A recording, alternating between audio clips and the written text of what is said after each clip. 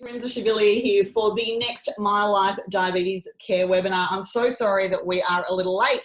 We were having some technical difficulties, which really isn't boding well for me, Cheryl, when we're talking about insulin pump therapy. How are you tonight? I'm extremely well tonight, and hopefully we're now off and running, and what's a little bit of difficulty to get started. That's right, and we actually have people joining us now, so that's fabulous.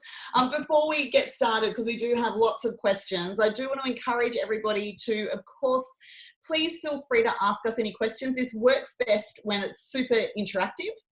And so you can do that by using the chat function. That's actually probably the easiest way, or the Q&A function. But if we could all try and use the chat function, that would be the easiest. And if you would like to send it to all panelists, which that's just the two of us, and all the attendees, there's just a little place down the bottom of the chat box for you to change that. Of course, we're just going to do a very quick disclosure, as we do need to all the time. Cheryl, this is not, this webinar is not intended to be medical advice, even though you are indeed a credentialed diabetes educator. And I always say that you are Australia's leading pump guru, and I will stand by that. But this is not meant to be medical advice. Please do speak with your healthcare team.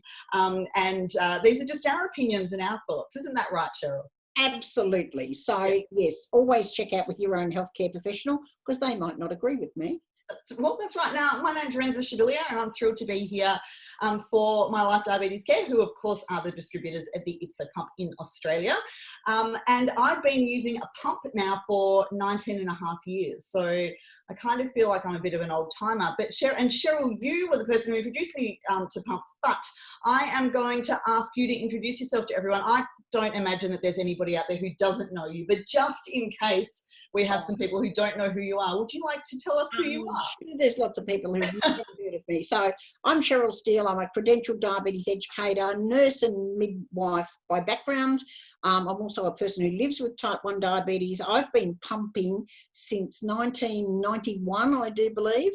And what else can I tell you? I'm the mother of 2 children now grown up who have type 1, and I'm a grandmother of a also rapidly growing up teenager with type 1. So yeah, my specialty, I guess, is pump therapy, something that's very close to my heart. So hopefully I can answer questions for people who are interested in pump therapy. Fabulous. So today we're going to be doing a couple of things. We are going to be answering questions that people ask us.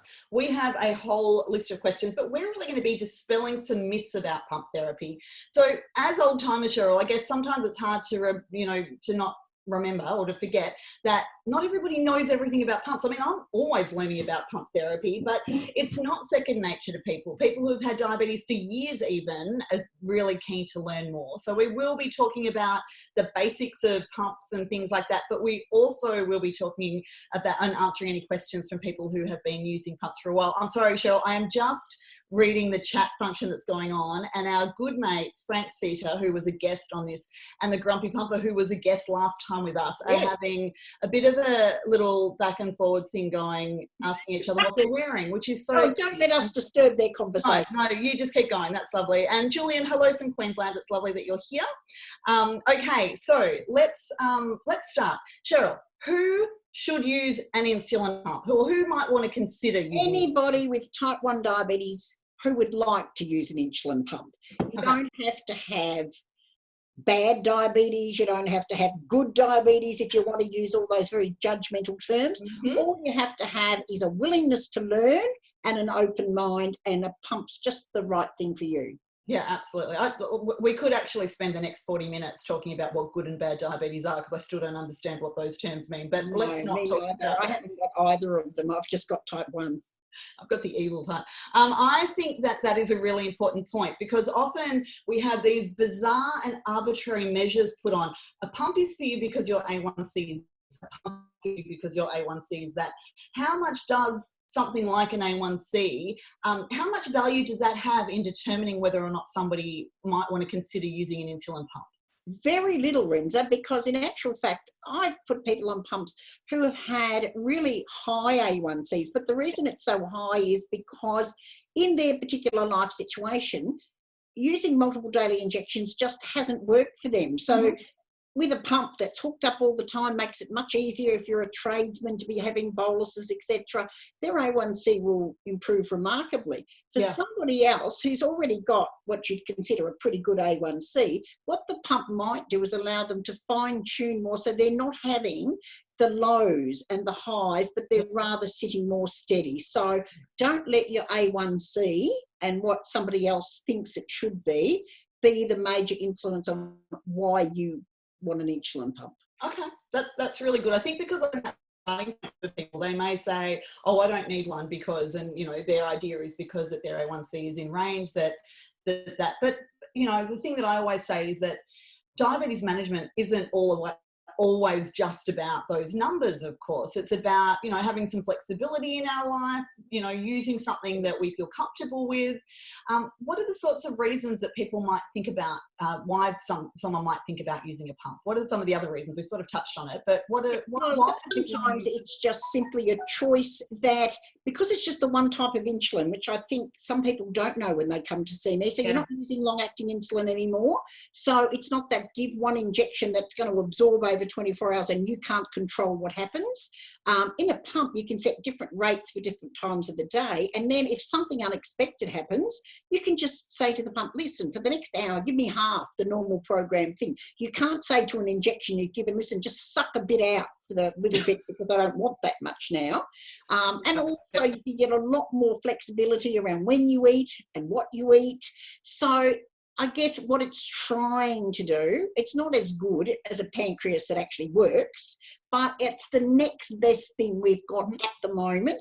And probably in 20 years, if somebody watches this, they'll go, my God, back then she thought pumps were marvellous, and there'll be something far different. Yes. But at the moment, it's about the best we've got to get as close to what a pancreas would do if it still could. We've got a really good question here from Julian, who says that he's newly diagnosed. He was diagnosed in September 2019. Should he wait until the honeymoon period's over to get a pump, or can he start looking at that now? What's your advice around that? Don't wait, because you might find with the honeymoon period, sometimes you're producing quite a bit of insulin, sometimes you're not producing quite so much. So you might find with a pump, just running the basal rate will be enough for you. You might not even have to bolus with your meals, but then as slowly your remaining beta cells give up the ghost, you can just implement more and more features on your pump. Yep. Now, look, we know what those terms mean, but just in case people don't know, let's quickly talk about basal bolus. What does that mean? So your basal is like your background. So you can imagine if your pancreas still worked, or for people who don't have diabetes, the special people who aren't as special as us, their pancreas is always producing little bits of insulin.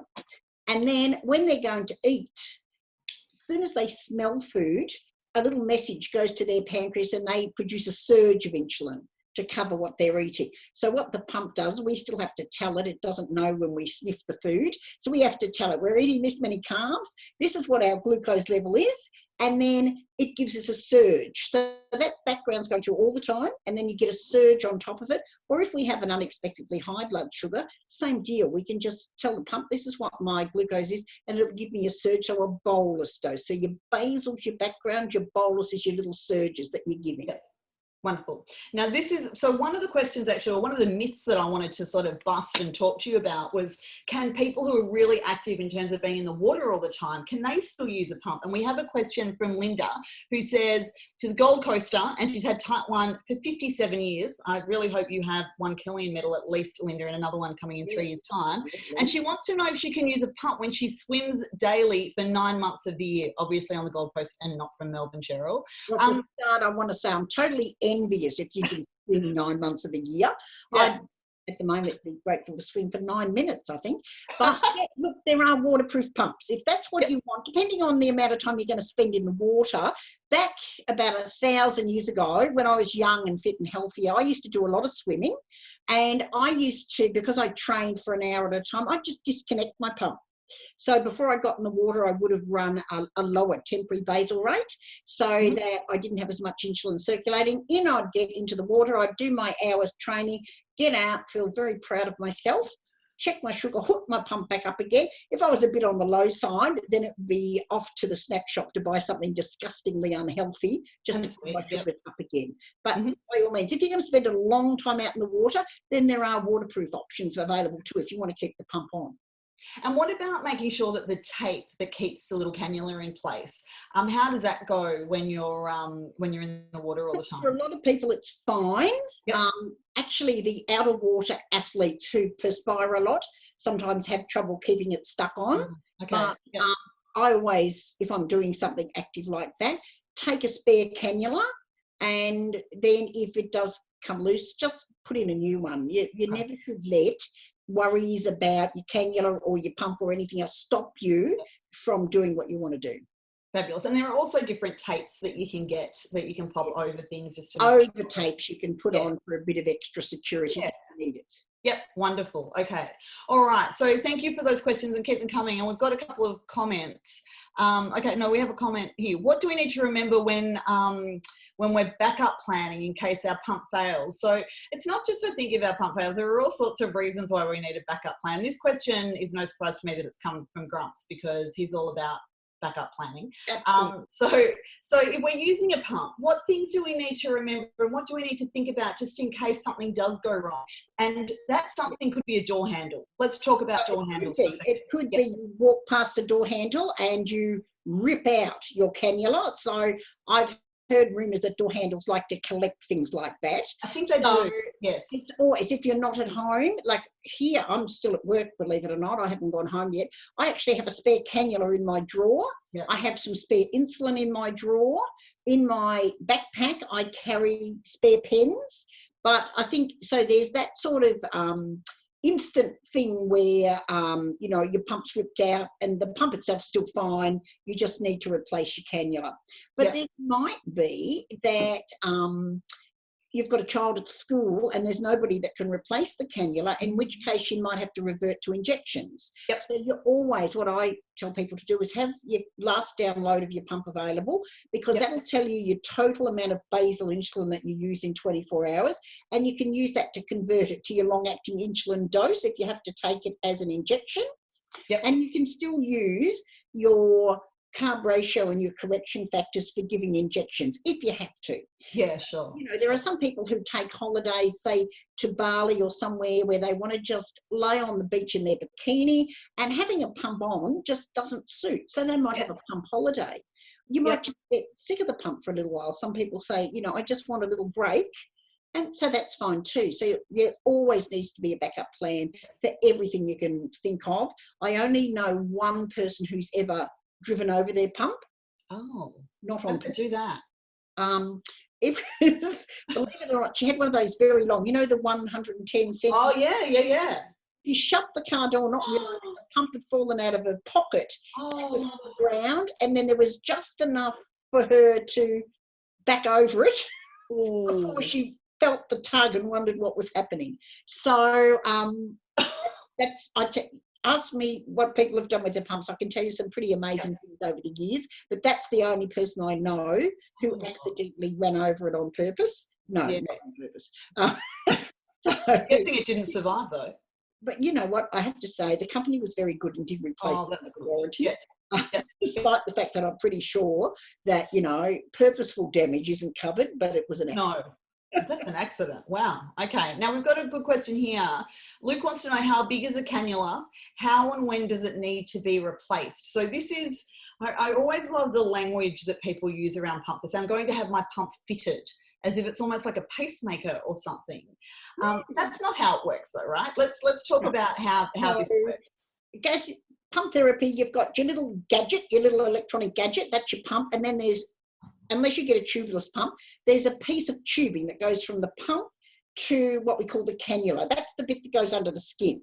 So there's a variety of those. There's a little 6 millimeter metal one. If you choose to use a metal cannula, which is a very, very fine gauge needle, that one you have to change every 2 days, because it's metal and you don't want to leave it under your skin for too long to cause irritation. If you use one of the Teflon ones, then that's every 3 days normally. So that part needs to get changed. And even if you don't need to refill your reservoir, With a lot of pumps, you'll get the option of just what we call a head, just the bit that goes under the skin, and you can just hook that bit up, prime it, and off you run. So it's a good idea when you talk to your diabetes educator about which pump might be right for you. Make sure they also go through the cannulas, which one of those might suit you best. And they go in at different angles, right? So I use a 90-degree one. That's what I've always used. And it's a little Teflon one.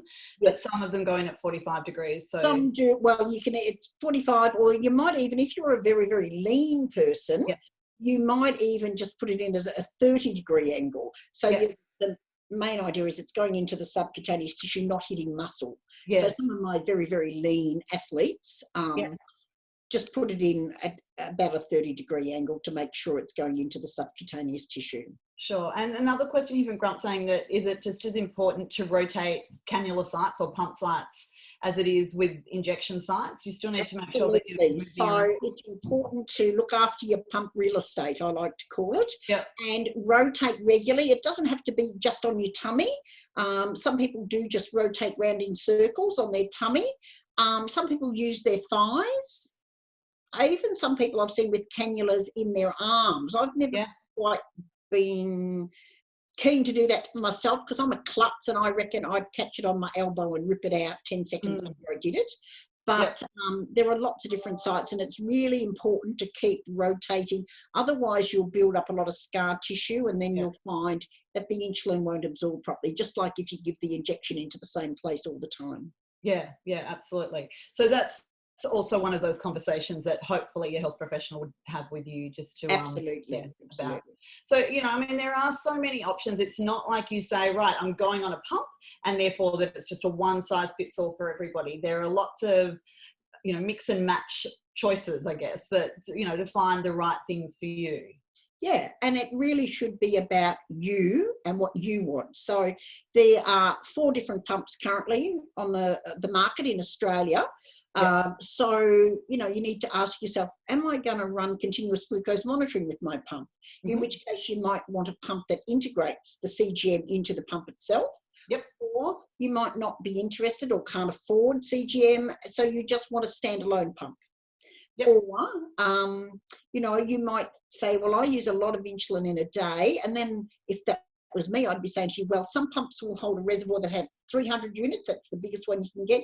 Some will hold much smaller amounts. So have a look at how much insulin you're going to use, and then the physical size of the pump. Some people want a tiny little one that's very discreet and you can hide it away.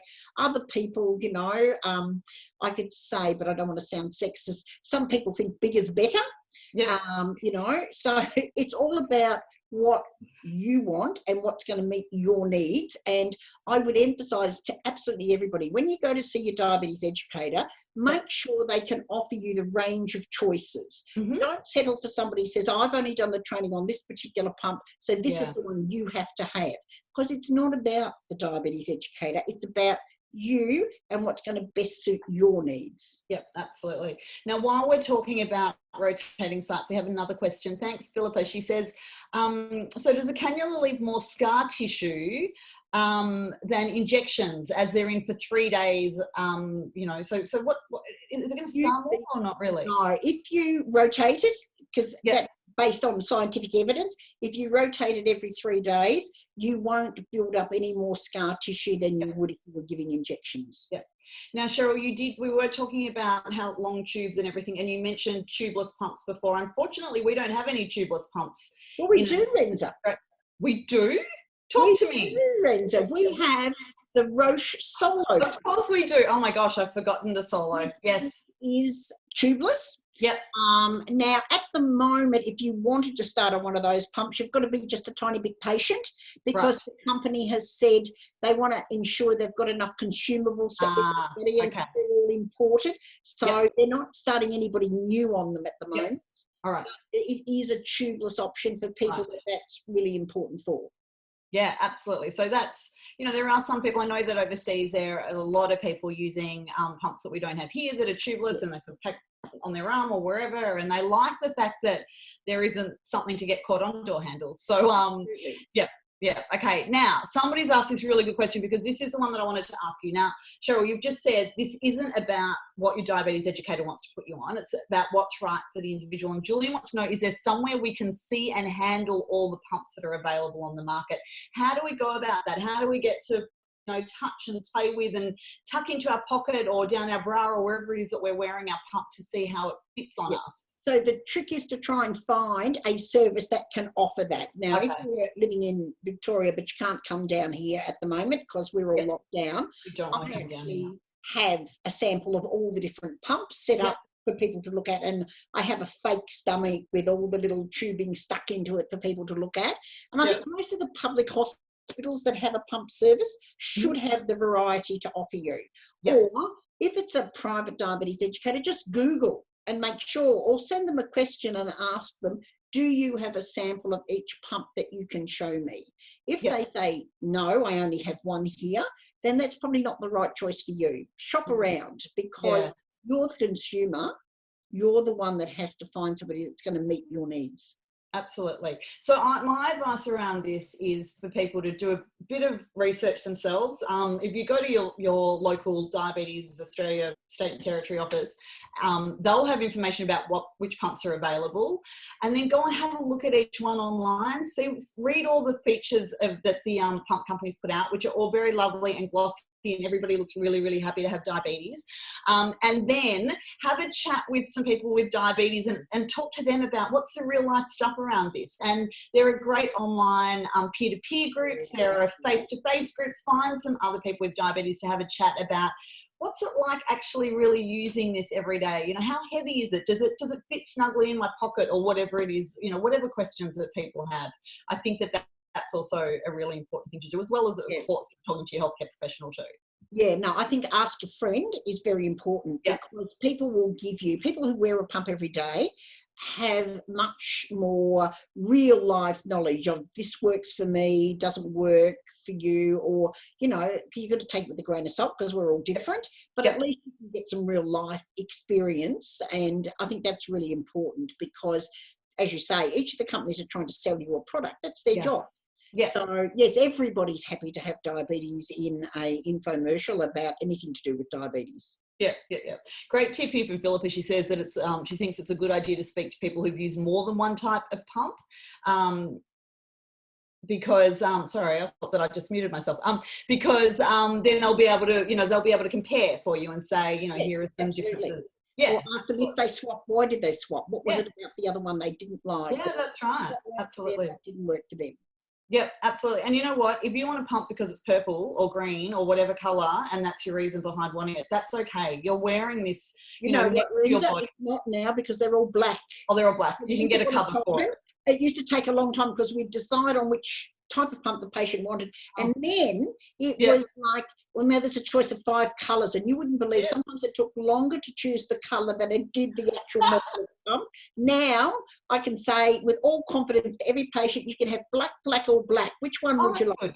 Right. But there are lovely skins and cases you can get to make decorate them to your heart's content. Yeah, absolutely. This is a really important question from Frank here, and I'm so glad that he said it. So he's asked. So his question and comment is that a lot of people start a pump journey with a really ambitious goal. I know that for a lot of people, they honestly do think that this is going to revolutionize everything. It's going to make their diabetes so much easier. It's a bit set and forget. So his question is, what consideration is given to someone who might be feeling overwhelmed or feel like they're failing early on in their pump journey? Now, I'm going to preface this before I ask your answer. I remember somebody saying to me that when her daughter started on a pump, it was like she had been diagnosed again from the beginning. They found that it was really, really overwhelming, so much new stuff. So what do you say to people to manage those expectations? Look, I always say to somebody when you're first starting, particularly if you've had diabetes for a very long time, it is like going back to the start. And I say to remember when you first got diabetes and you had to give that first injection or do that first blood test, it's going to feel a little bit like that at the start. And I tend to start very basic, like learn the basic things of the pump, your basal rates, your boluses, and then get up a little bit of confidence with changing things when they're not quite right. So I love it if I'm teaching somebody and then they email me and say, Cheryl, I noticed this, so this is what I did. Is that right? Rather than always emailing me and saying, this is happening, what should I do? Yes. And I feel a bit like mother hen. If somebody graduates and starts telling me what they've done, then I think, oh, I've taught them. That's great, because, it's your diabetes. What works for me mightn't work for you. Of course. So baby steps. Then once you've mastered the basics, then you start getting fancy with what sort of boluses you're going to give, your pizza bolus versus your other type of bolus, using temporary basal rates, maybe setting up a completely different profile. I've got some people who have one profile for during the week, but a completely different one for weekends versus how active I am. And it's really funny. The people who are active all week tend to have a slow weekend, but the people who maybe sit in offices all week, on the weekend, they're very active. So their internet requirements aren't going to be the same. And that's one of the pumps. You can have different profiles. So start at the beginning, take little steps. And if you've got a good diabetes educator, I hope they're being your coach. So they're not playing the game for you, but they're coaching you along on how to get the best out of yourself and your device. Absolutely. That's such great advice. Now, what do you do if your health professional, you want to start on a pump, your health professional's never spoken to you about it before? How do you bring it up? What are the sorts of things that you should be talking about? Well, hopefully, don't bring it up like last night's dinner. Okay. What I would say is, look, I've been hearing a lot about insulin pumps, something I'm interested in. I'd like you, if you're not into pumps, or you can usually tell because I start scowling at you, that, that's not their thing. Yep.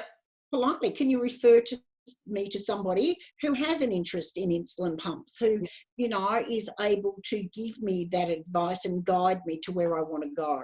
Don't ever accept, whether it's an endocrinologist, a specialist, a diabetes educator, with, no, you don't need a pump, because that's not their choice. That's your choice. Yeah, absolutely. And I would really hope, I get really annoyed when people talk about pumps as if they're new technology. They've been around a long time. Forever. Right. I've got some old pumps that were used in trials from the 1980s. Right. Okay. All right. So they're not new technology. They keep evolving like everything else. They evolve, but it's not new. Yeah.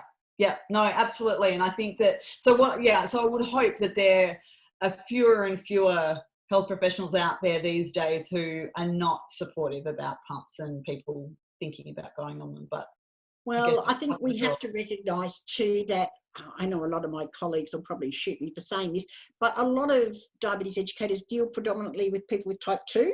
Yeah. So type 1 and pump therapy might not be their thing, but that's fine. All they need to say is, that's not my area of expertise. Let me refer you to somebody who could better meet your needs. Yeah, absolutely. Now, for those of us who have pumped for some time, or, even if we haven't been pumping for all that long, unfortunately, there are still people who find that their health professionals threaten to take their pumps away from them if they're not, I don't know, again, I keep using the word arbitrary, but they're not meeting whatever targets the health professional. Somebody's expectations. Yeah, exactly.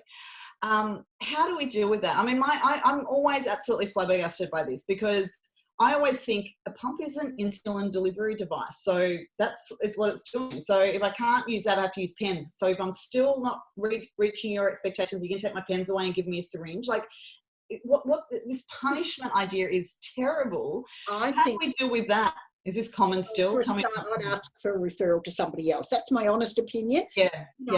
This business about, I'm going to take your pump off you. Who am I to tell you, a person living with type 1, that I'm going to take away your means of giving insulin? Because that's all the pump is. It's a means of giving insulin. Unless I honestly thought your life was at risk, then I might intervene and say, listen, let's talk about this, because I'm really concerned for these reasons. But just, like I've heard some people say, oh, little Billy's not bolusing at lunchtime, so I'm going to take his pump off him. What makes you think little Billy is going to give an injection at lunchtime if he wouldn't bolus in his pump? Yeah. At least he's getting his background insulin, Yeah, absolutely. It's not about us as health professionals judging people who live with type 1 diabetes, because until you can walk a mile in my shoes, don't tell me how to manage my condition. Of course. Find out what the barriers are. Why isn't this happening? What can I do to help in a meaningful way that person's journey to make it more successful for them. Because ultimately, it's not my expectation that matters if I'm the health professional. It's the person living with diabetes. It's their expectations that matter. And they might say to me, look, I don't care that my blood sugars are always around 10. What matters to me at this point in time is I'm not having hypos. And if that's what matters to them right then, great. And we'll work at building their confidence with bringing down their levels a little bit to, you know, where they're a little bit more stable and avoid the hypos. But it's not just you can't have a pump because you're not meeting my expectations. Yeah, absolutely. Okay, so let's just get some clarity because Luke's asked for some clarity around terms here. So he says, I assume bolus is the dosage associated with eating carbs. Yep, that's right. And or basal is some sugar. Or to correct a high blood sugar, And basal is some kind of ongoing setting that drip feeds quick-acting insulin to replace background insulin like Toujeo or Lantus. So he says, but how does a pump manage both the background drip feed and occasional bolus doses using the same control buttons and dials? It's a very smart little device. So it's pre-programmed to deliver that basal all the time. And it won't deliver a bolus unless you tell it. So the user has to interact to say, I'm eating this many carbs, this is what my glucose level is, or it won't actually deliver that surge of insulin. So it's all in the same little reservoir. It's pre-programmed, and unless you literally suspend it, it won't stop giving that background, but it will only give the bolus when you tell it. Fantastic. Okay, we have got so many questions coming in, so let's keep going through them. So Jennifer says, when someone is about to start on a pump, does the endo send them to see a credentialed diabetes educator for discussion over pump choice, or does the endo discuss this as well? How does it work? Does the endo send the CD the pump settings when ready to commence pump start? How does it all work when you've got people? It varies depending on the endocrinologist. Okay. So sometimes I still get referral letters from an endocrinologist that says, here's Mrs. Smith, put her on a da-da-da pump. And I always say to Mrs. Smith, do you want that particular pump? Have you looked at it? Is that your choice? And if they say to me, that's the one my doctor said was best for me, then I say, well, let's us look at them and you tell me what it is you want from the pump, and together we'll decide if that's the best one for you. And the doctors know me well enough now that if they get a letter back saying, thanks for the referral for Mrs. Smith for such and such a pump, but after a discussion, we decided this was the best choice, they know not to argue because you know, we've made that decision based on the patient's choice, not on theirs, and they're not the one wearing it. So, you know, they shouldn't be telling the patient which one to wear. And then some endos are very proactive in recommending doses, etc. If you're like me and you're in a public hospital, we have an arrangement with our head of unit, endocrinologist, that he basically gives me the authority to set the rates, and so I do that, and then I work with the patient together to actually titrate to get to where we want to go. But there might be other settings where the doctor's more proactively involved, but you know, check out what works well with the team that you're working with. Sure. Now, in the older days when I started on a pump, I had to stay in hospital overnight. I think it was just one night, but I know some people stay in for a couple of nights. I mean, again, it's going to be different. That is a health fund requirement. So the insulin pump itself is actually listed as a prosthetic device on your private health insurance. So allegedly for a prosthetic device, you stay in hospital to get it. But then health funds worked out they were paying for somebody to be in hospital who was basically well. So they've then said, look, we're happy to pay for the pump, but we don't want you admitted to hospital. As a matter of fact, if you're going to admit them to hospital, you have to fill out this special form. Now, some health funds, I know two who've reintroduced that just because they were concerned about people being started on pumps out in the community without appropriate support. But mostly now you don't have to go to hospital, you're not sick. Although when I used to have to admit people because that was a requirement, some patients were really smart and played it up to the nth degree. They got sent flowers and chocolates, and because they were allegedly sick in hospital. And if relatives are silly enough to do that, go for it. Absolutely. But now you don't usually have to be admitted to hospital. Because of that requirement from your health fund. Okay, all right. Now Jennifer has asked, is there an issue with increased insulin absorption when the insulin pump cannula is sited in the leg?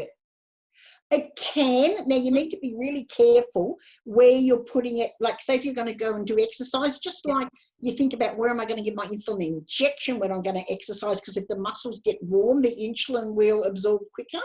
So exactly the same thing could happen if you've got the cannula in your leg. Or I do know somebody who recently posted on Facebook, they had their cannula in their leg and then they were riding a bike and their sugars were going crazy and the cannula was going in and out of the thigh as they were riding the bike. So I would never have thought of that in a million years. But, so yes, you do have to think about that type of thing when you're going to exercise, where you put your cannula. Okay. It's a good question. All right. Now, and also we have a question from Julian. Can the pump help extend the honeymoon period? He says that he's read that on some diabetes sites. Is that something that it can do? Well, theory is that if you're having insulin of any sort, you're resting your remaining beta cells, so they are likely to last for longer. Because we know high blood sugars are quite toxic to beta cells. So yes, it can extend your honeymoon period for longer. Definitely, yes. Okay, all right, good. And then a quick safety question as well. What safeguards are on the pumps to stop small children accidentally giving large insulin doses by accident? Or even adults accidentally giving too much insulin? I've seen, yes, the odd adult accidentally give themselves a larger dose than they intended. But most pump screens will lock. Once you don't touch them for 30 seconds or 60 seconds, they'll lock. Other such safety things that are in there, you can program the pump with a maximum bolus that the pump can give at any one time. And if you enter data that's going to exceed that, it would warn you. So, when you're setting up your pump and it's a child, you're very careful about what you put the maximum bolus can be. And there's also some pumps that actually have a block feature that doesn't even allow the child to interact with the bolusing. Okay. But mostly, children don't tend to, unless they're toddlers who want to randomly press buttons, or they'll randomly press anything. But normally they're a nice little strap you can get where you put in the middle of their back and they can't actually get at it to fiddle. Is a good thing. But it's, there's lots of safety features, and the chance of a child accidentally giving themselves a large dose would be absolutely minimal. Okay, good to know. And so kids can use pumps, right? Even little tiny babies can use pumps. It's just a matter of, if it's a baby, a small child, mum or dad or carer has to be very involved in the actual running of the pump and the everyday support. But the child also, well, if they're a toddler, they're probably not going to have any say, because when you're 2, it's your job to object to everything. Yes, it is. But, for a older child, it's really important that they're involved in all the discussions and they have some ownership about what's going to happen. But then you need to work together to get success. Sorry, Cheryl, I just lost you there. I think we're back on now. Okay. All right. I'm losing you. I'm going to turn my camera off for a minute. We can still see Cheryl. That's all we need to see. Yeah, way, I'm here. All right. I can't sing and I can't dance right now. So I'll try and put it back on and we'll see how we go. But I'll turn it off again if we're having any problems. We have 4 minutes to go. So if anybody has any, I know, right? These sessions really do fly. So if anybody's got any last minute questions, get them in. But in the meantime, let me just quickly have a look here. I've got so many questions that we haven't got to. All right, so here's a myth. If you're on a pump, do you also need to be on a CGM? A CGM is a continuous glucose monitor, different way of measuring your blood glucose. You don't need to be on it. You could be on a pump standalone and finger pricks, or you can even be on one brand of pump and a different brand of continuous glucose monitoring if you want to do that. It's finding the combination that works for you, but if you want to have standalone pump therapy, most people, I would say, have standalone because, privately funding CGM is quite expensive. Yeah, sure. So we have a question here from Luke who says, is there a timestamp function that enables the user to read the time of the most recent dose so they don't accidentally give 2 bolus doses for the same meal? Yeah. Yes, there's one function on the pump that will tell you your active insulin time, and the active insulin time is only the bolus. So if you've got 4 units of active insulin and you know your normal mealtime dose is about 4 units, you'll go, well, I've just given it. But Yes. they also, all the pumps have a memory function. You can go in and check out the time you gave your last bolus, how much it was, how many carbs you entered, all that sort of stuff is all there for people to go in and have a look at. Yeah, absolutely. And that's actually a really great thing to prevent insulin stacking, isn't it? I know that when your blood sugars are a bit high and you're just wanting to bring it down, if your pump gets a bit cranky at you, if you just keep trying to give yourself more and more. And that's for safety as well, because, you know, even our very rapid acting insulins don't act instantly. So you've got to give it time to work. So yes, the pump has that safety thing to say, hang on, you've already got that much insulin on board. You've got to give it time to work before you try and give any more. Be patient. Yep. Okay. So Cheryl, let's start with this. If we've got people who are currently using multiple daily injections, they've decided they want to use a pump, what do they do first? How do they make this happen so that they can, you know, they've decided this is what they want? One, talk to your endocrinologist, tell them that you're interested in pump therapy, and then ask them for a referral to a credentialed diabetes educator who's experienced in pump therapy, and then ask you questions, do some research first, go online, have an idea of what's available, and don't let anybody tell you what you want. You choose based on what your experience tells you is going to work for you. Okay. Now, Auntie Cheryl, I want you to get out your crystal ball and I want you to tell me what the future of pump therapy looks like. You know what I reckon in the next 10 years, pumps will be very tiny with what they call smart insulin that will only need to activate as your blood sugar's going up. They'll have integrated continuous glucose monitoring. They'll probably have 2 different substances, both glucagon and insulin in the pump, so that as your blood sugar is dropping, the glucagon could release. So I think they're going to be absolutely marvellous, and probably in 20 years they'll be internal. You'll go into hospital and you'll have your little pump fitted, and there'll be like a little port where you just go in every now and again, like you put petrol in the car, you'll top up your pump with some insulin and off you'll go. Yep, wonderful. I think that is the future. I know that this week we're going to be getting an update on a dual hormone pump. So we'll be hearing the next iteration of that in a couple of days. So that's pretty exciting. But I think that I kind of think about how far pumps have come in the 19 years I've been pumping, and they really have come leaps and bounds. So who knows where we're going to be in 10 years' time, but I think it's pretty exciting. Absolutely. And I think, you know, every 4 years normally people upgrade their pump. So you get a 4-year warranty, and your health fund generally, unless you've got one of those difficult ones, will let you upgrade every 4 or 5 years. And every time there's something that's an improvement on the one before. So no matter when you choose one, because that's often a question I get asked, is if I choose this one today, what happens if there's a newer model tomorrow? Yes. Well, you know, we don't know that. And certainly the companies aren't going to tell us that, because they don't want us to delay our purchase. So, you know, we never know when a new model is going to come. But the one you choose today is going to be the best available today. But who knows what's going to be available tomorrow? Wonderful. Okay, Cheryl, as ever, thank you. There are so many more questions that we had that unfortunately we didn't get to. I wanted to talk about traveling. Somebody's asked about kinked tubing. We need to do this again. There is another, I know. I mean, honestly, I could talk pumps with you forever, Cheryl.